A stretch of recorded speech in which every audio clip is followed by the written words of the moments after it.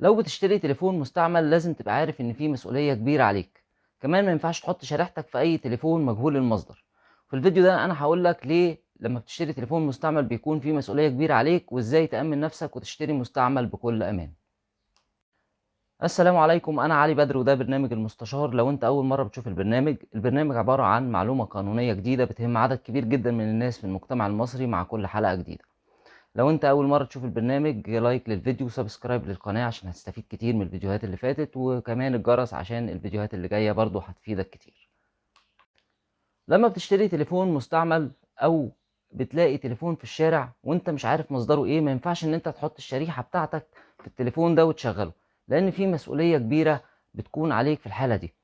المسؤولية هي ان التليفون ده ممكن يكون متحصل من جريمة سرقة، او سرقة بالاكراه، او جريمة قتل، او حتى ممكن يكون تم استخدامه في جريمة ارهاب ضد امن البلد. وطبعا مش محتاج اقول لك قدر المسؤولية اللي انت هتكون حطيت نفسك فيها. طيب في الفيديو ده انا هقول لك ازاي تقدر تشتري تليفون مستعمل وتكون مأمن نفسك وتخلي مسؤوليتك من اي حاجة كانت على التليفون ده قبل كده. بس قبل ما نبدأ الفيديو، او قبل ما اقول لك ازاي تأمن نفسك، لازم اقول لك ازاي التليفون ده بيشتغل. حضرتك اي تليفون موبايل في مصر او بره مصر بيكون له حاجه اسمها سيريال نمبر. السيريال نمبر ده ما بيتكررش، بيكون زي البصمه كده عند الانسان وما بيتكررش في اي تليفون تاني. بيميز التليفون من الاخر السيريال نمبر ده بتاع التليفون ده. السيريال نمبر ده بيكون مكتوب على علبه التليفون، كمان بيكون مكتوب على ظهر التليفون، كمان بيكون جوه السوفت وير بتاع التليفون. وعشان توصل للسيريال نمبر بتاع اي تليفون بتيجي على القايمه اللي بتخليك ان انت تتصل بيها، وبتكتب الكود ده نجمه شباك 06 شباك، بيطلع لك السيريال نمبر بتاع التليفون. طيب دي اول حاجه. تاني حاجه عايز اقولها لك ان انت لما بتروح تشتري خط او شريحه عند من اي شركه من شركات الاتصالات، واحنا عندنا 4 شركات هنا في مصر. اي شركه بتاخد بياناتك كامله وبتاخد صوره من بطاقتك، اذا الخط لازم هيكون باسمك ويكون معلوماتك كلها موجوده عند شركه الاتصالات. طيب تالت حاجه بقى عايز اقولها ان هنا بيشتغل ازاي. لما حضرتك بتحط الشريحه في شريحه الخط في التليفون بتاعك بيجيب لك شبكه. بيجيب الشبكه منين؟ بيجيب الشبكه من اقرب برج شبكه خاصه بشركه الاتصالات دي. بتجي لك الشبكة عن طريق البرج ده. طيب لما حضرتك بتبعد عنه شوية بتفصل الشبكة منه، وبتقدر ان انت بيكون عندك شبكة برضو بس من برج تاني. اذا اللي انا عايز اقوله هنا ان شركة الاتصالات بتقدر انها تحدد مكانك بكل دقة انت موجود فين. دي اول حاجة. تاني حاجة ان شركة الاتصالات طبعا معاها بياناتك كلها. تقدر تعرف التليفون اللي معاك نوعه ايه وموديله ايه من خلال انها بتخش على البيانات بتاعتك من بيانات الخط بتاعتك. او ان الشركة تقدر تعمل سيرش على اي سيريال نمبر يخص اي تليفون متبلغ عنه، وتعرف الشريحة اللي محطوطة رقمها كام وبيانات الشخص صاحب الخط، وكمان مكانه فين وبيتحرك ازاي. طبعا انا مش محتاج اقول ان كل البيانات دي بيانات سرية، ما ينفعش ان شركة الاتصالات تكشف عنها باي حال من الاحوال، الا في حالة واحدة بس، ان هو بيكون في اذن من المحكمة او اذن من النيابة بالكشف عن السيريال نمبر بتاع التليفون او بيانات الشريحة. وانا قبل كده عملت فيديو ازاي لو تليفونك ضاع او اتسرق تقدر ان انت ترجعه تاني بخطوات سهلة وبسيطة، بانك انت تعمل محضر وتتبع للتليفون. وهسيب لك لينك الفيديو فوق في الاي اللي هتظهر لك دلوقتي، عشان لو تليفونك ضاع او اتسرق تقدر ان انت ترجعه. اذا هنا كده عرفنا ان انت لو حطيت الشريحة بتاعتك في تليفون مجهول المصدر او متحصل من جريمة، كده اول حاجه المفترض ان انت بتكون، لو التليفون مسروق انت اللي سرقته.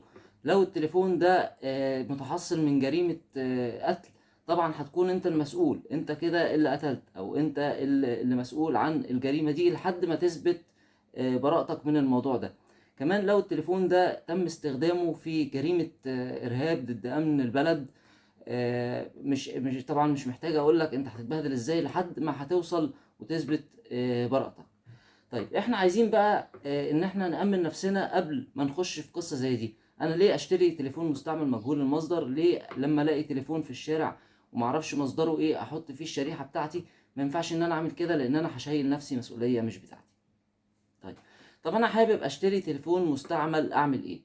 اول حاجة عايز اقولها لك، لازم لما تيجي تشتري تليفون مستعمل ان انت تشتري تليفون بالعلبة.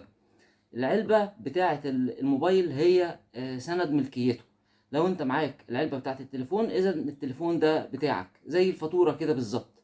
طبعا العلبة والفاتورة، بس انا بكلمك في طبعا فاتورة، محدش بيحتفظ بفاتورة اشترى بيها تليفون، لكن كل اللي بيشتري تليفون لازم بيحتفظ بالعلبة بتاعته.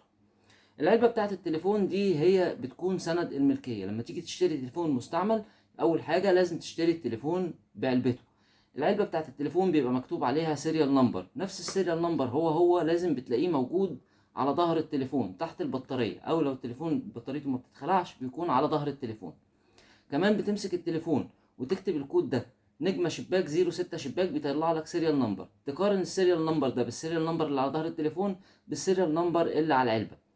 كده لما حضرتك هتشتري التليفون بعلبته ويكون السيريال نمبر اللي على التليفون وفي السوفت وير هو اللي على العلبة، كده انت بتأمن نفسك. دي اول حاجة.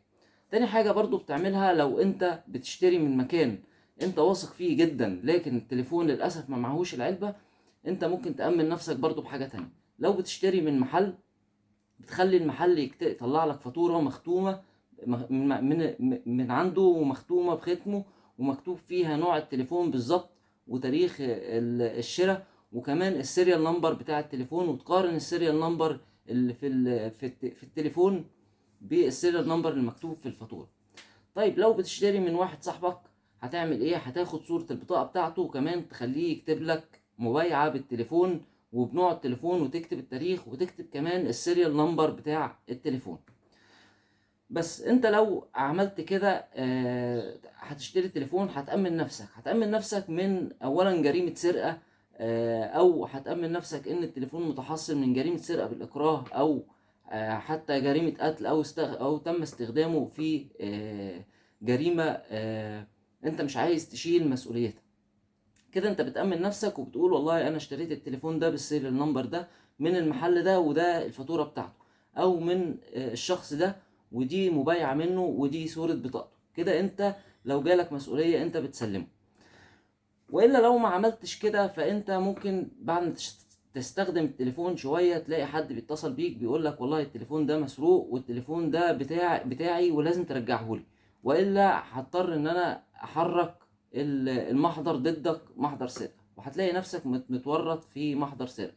كمان ممكن ما يتصلش بيك اصلا ويحرك على طول، لان في ناس ما بتدورش على انها ترجع التليفون بقدر ما بتدور على انها آه، تلحق الاذى باللي سرق منها تليفون، او السرقه بالاكراه، او اللي هو اخد منه التليفون. هو عايز بس يحاسبه، بس مش عايز التليفون. فطبعا هتلاقي نفسك متورط. لازم تأمن نفسك، لازم تشتري بمبايعة او بفاتورة مكتوب فيها السيريال نمبر بتاع التليفون ونوعه. كمان لازم يكون التليفون بالعلبة بتاعته. هتكلم اخر حاجة بقى عن التليفون اللي انت بتلاقيه في الشارع. انت ممكن يكون مثلا التليفون اللي انت لقيته في الشارع ده حد استخدمه في جريمة ما، بخط ما، وبعدين اتبلغ برقم الخط ده او برقم الشريحة. شركة اتصالات هنا بيبان، شركة الاتصالات هنا بقصد اي شركة من الشركات الاربعة اللي موجودة عندنا في مصر، بيبان عندها التليفون ده او الشريحة دي كانت راكبة في تليفون نوعه ايه والسيريال نمبر بتاعه ايه. فاذا هنا لما بيتكلم من الخط ده، الخط بيتبلغ عنه، شركة الاتصالات بتعرف نوع التليفون والسيريال نمبر والتليفون نفسه اللي تمت المكالمة منه، اللي اتحط فيه الشريحة وتمت المكالمة منه. ممكن يكون حد عمل كده وعمل جريمة كبيرة تستدعي ان النيابة او المحكمة تدور على صاحب التليفون ده او على التليفون نفسه وتتبعه هو راح فين. كده بيعمل المكالمة بتاعته وبيشيل الشريحة ويرميها او بيرمي التليفون. حضرتك بتلاقي التليفون بكل صفو نية، بتروح مركب شريحتك فيه. هنا بيبان على طول لما بيعمل سيرش، شركة الاتصالات بتعمل سيرش على السيريال نمبر بتاع التليفون، بيبان ان في الخط رقم كذا ركب في التليفون. فطبعا حضرتك هنا هتحط نفسك في سين وجيم ومسؤولية مش بتاعتك خالص، وطبعا انت في غنى عنها. بس فاذا كنت عايز تشتري تليفون مستعمل يبقى لازم تأمن نفسك وتعمل اللي قلت لك عليه. حاجة كمان عايز اقولها، ان الكلام ده بينطبق على اي تليفون موجود جوه مصر. اي تليفون بيكون له سيريال نمبر، سواء تليفون اندرويد او ايفون او حتى التليفون بتاع زمان اللي هو بزراير ده. كل تليفون بيبقى له سيريال نمبر ما بيتكررش. لو هتشتري تليفون يبقى أمن نفسك. لو الفيديو عجبك اعمل لايك للفيديو وسبسكرايب للقناة وشير الفيديو لاصحابك عشان الكل يستفيد، وسبسكرايب للقناة عشان تستفيد من الفيديوهات اللي فاتت، وكمان الجرس عشان الفيديوهات اللي جاية هتفيدك برضو كتير.